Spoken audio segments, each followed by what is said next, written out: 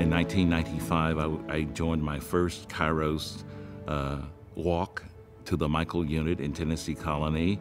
And what Kairos is, it's a replication of the Emmaus Walk, which is part of the Methodist Church. And it is a 4-day inside the prison walls where we go in and serve the prisoners foods that they cannot usually get inside the prison, like barbecued brisket, hamburgers, banana splits. And it's done to bring the men to a center where we can at least address their need for Christ and how Christ is still welcoming them into the circle of his discipleship.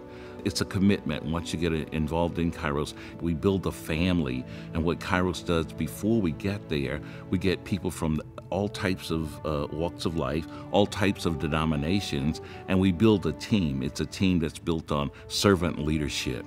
And hopefully it will instill other men to come and be a part, to let down their walls, come in and speak to the men about forgiveness, about making choices, about God's grace, walking in grace, understanding some of the things that we do to become one with one another in the Spirit of Christ. And it has been one of the most rewarding programs that I have ever been involved with. My thing is that God has called us to go inside the prisons to serve and to bring these men together as a family so that they understand that Christ, even inside the walls of a prison, is present. And he's redeeming their spirits and hoping that they will grow into be stronger Christian men when they come out.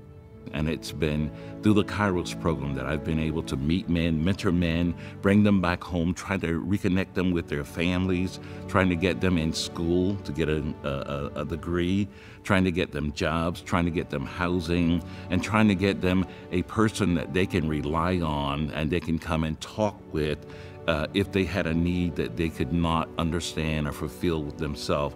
One of the things that we look at in Kairos is that we're sowing seeds. We may not see them harvest, but we are planting the seeds of Christ and living a Christian life and being one with one another so that in the future, hopefully the men that come out see the fruition of those seeds that we've sown as God's disciples and want to come and be a part of our churches.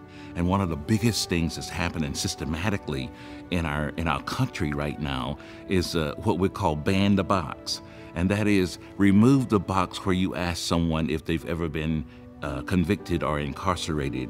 That in the future, when they remove that box, we'll look at people according to their ability to do a job that's been assigned to them rather than the past. We're trying to remove the past and work towards a new future. The church needs to look at everybody from a holistic standpoint. Meeting the needs of an ex-offender is one of the things that you must do to regain their entry into the community as a whole. And it's just the reward of seeing what God can do in transforming and reconciling someone's heart back to Christ. That's what it's all about.